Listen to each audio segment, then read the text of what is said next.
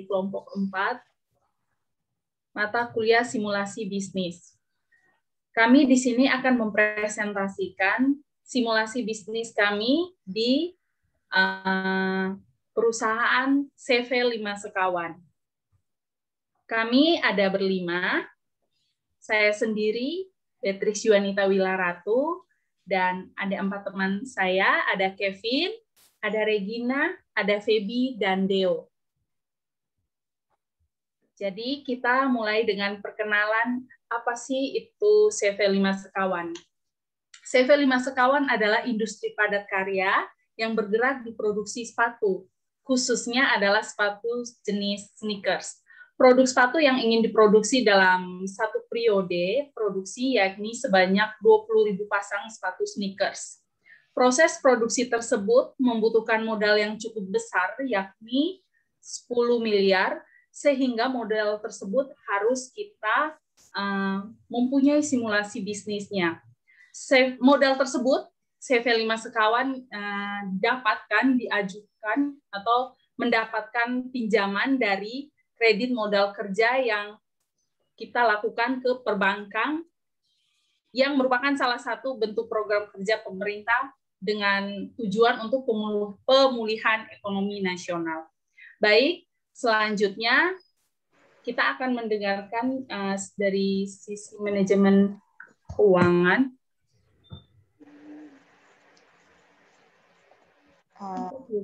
Baik, selanjutnya saya Feby Trinintia. Selanjutnya saya akan menjelaskan mengenai manajemen keuangan CV5 Sekawan.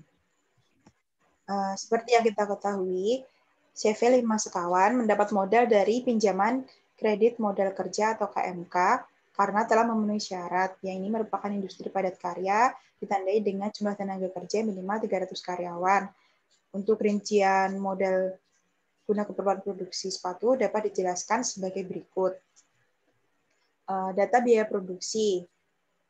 Itemnya ada 3, yakni biaya bahan baku atau BB, kemudian biaya tenaga kerja atau BTK, dan yang terakhir biaya overhead pabrik atau BOP.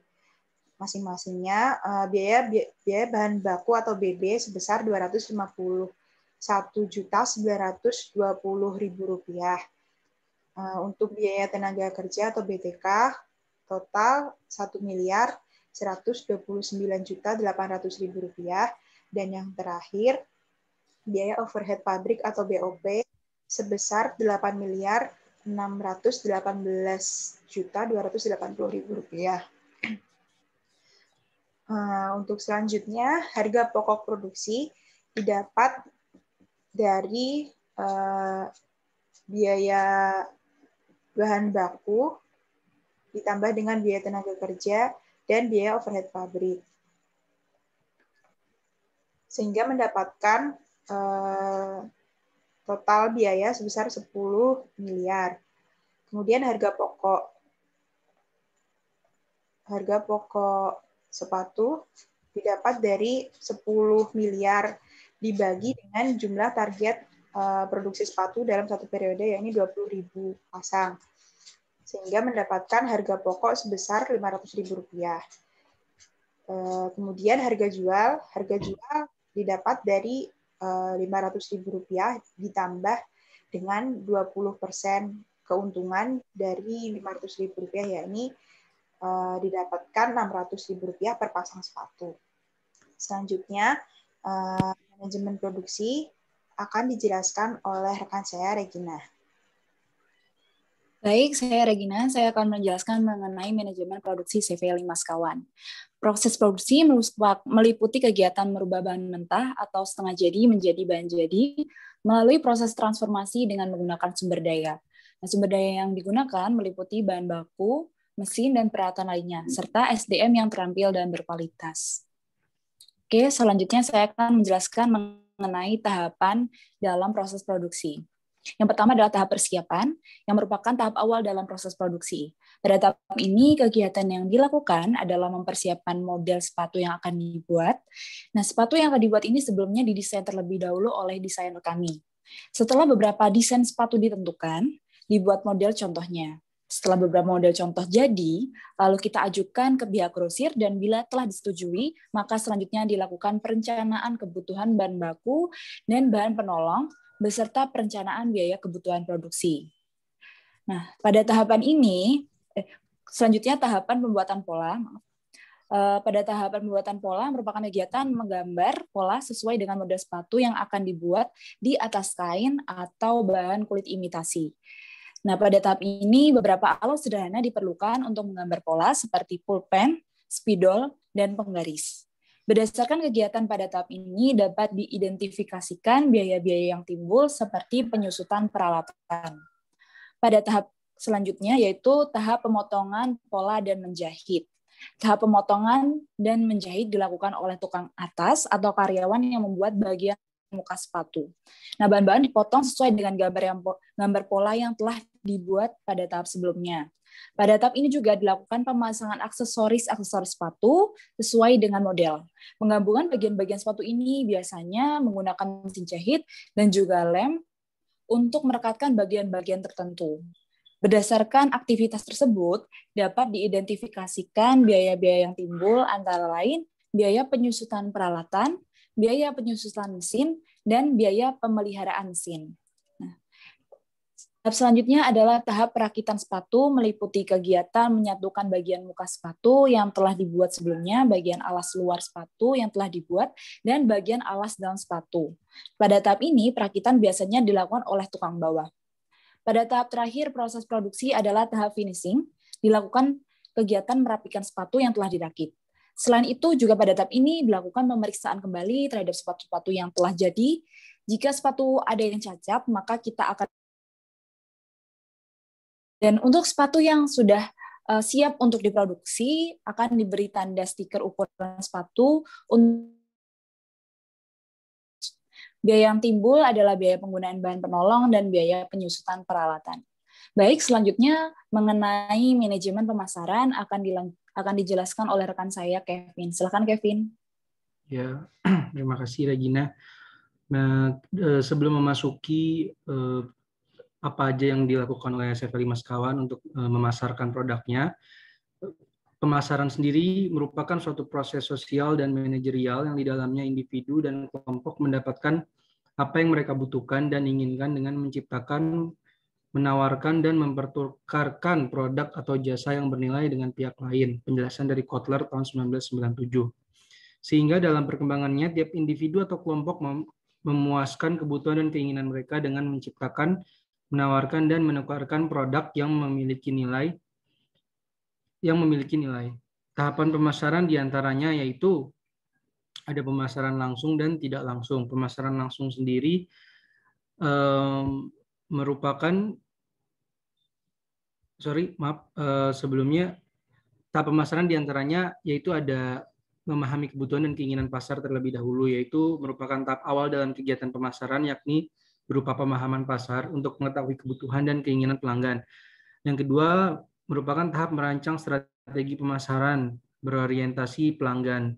Sistem pemasaran untuk produk CV5 Sekawan menggunakan sistem pemasaran langsung atau direct marketing maupun pemasaran tidak langsung atau modern. Pemasaran langsung terjadi ketika perusahaan menjual secara langsung produknya kepada pembeli tanpa melalui perantara. Pembeli melakukan pemesanan secara langsung kepada CV5 Sekawan selaku produsen.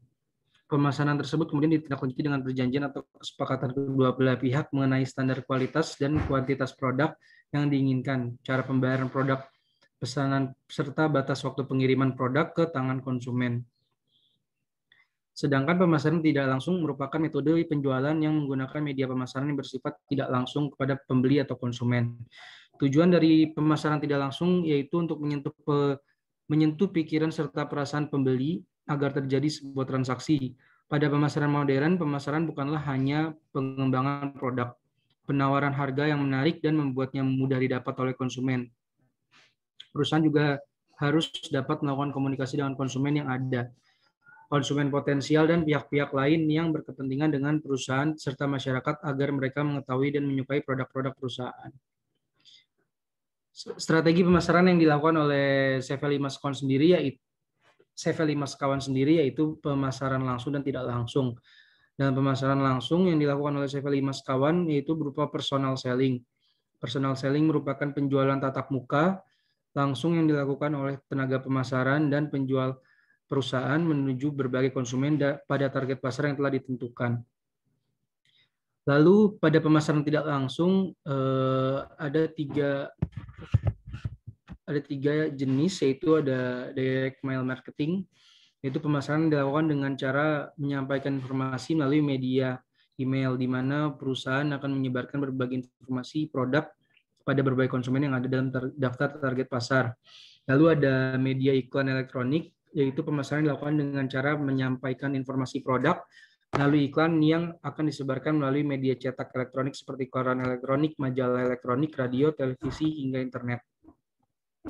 Dalam hal ini, CV5 sekawan akan menggunakan media internet sebagai media penyebaran iklan baris produk sepatu. Lalu pemasaran interaktif atau media online merupakan pemasaran dilakukan melalui media sosial seperti Instagram maupun media online seperti website dan blog. Dalam hal ini, CV5 sekawan aktif dalam dua jenis media, yakni website bisnis dan Instagram.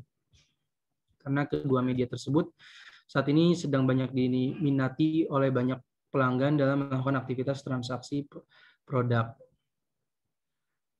Lalu dalam tahap-tahapannya pemasaran, kita juga mempersiapkan rencana dan program pemasaran terintegrasi. Program pemasaran terintegrasi merupakan seluruh aktivitas yang disusun dan dijalankan untuk memenuhi kebutuhan konsumen. Program ini terdiri dari 4 elemen, yakni kegiatan dengan produk, harga, distribusi, dan promo. Lalu keempat ada membangun hubungan dengan pelanggan. Membangun relasi dengan pelanggan adalah langkah paling penting dalam kegiatan pemasaran.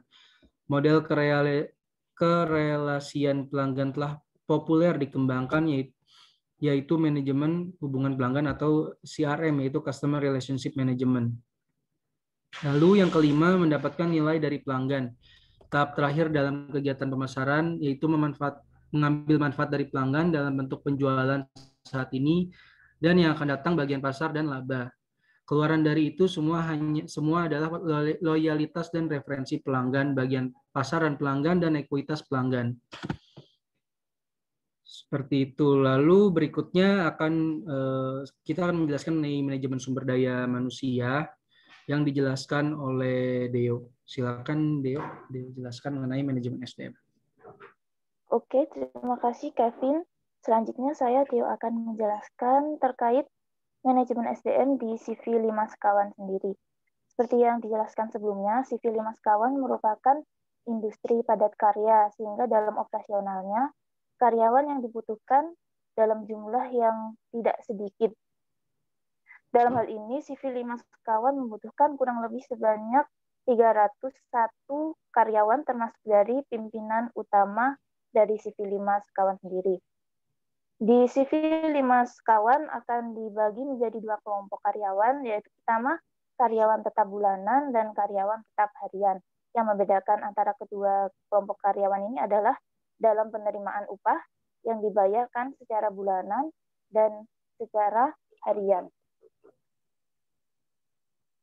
Selanjutnya, terkait persyaratan yang harus dipenuhi oleh calon karyawan dari CV5 sekawan sendiri, terbagi menjadi dua persyaratan, yaitu persyaratan administrasi utama, yaitu terkait batasan usia.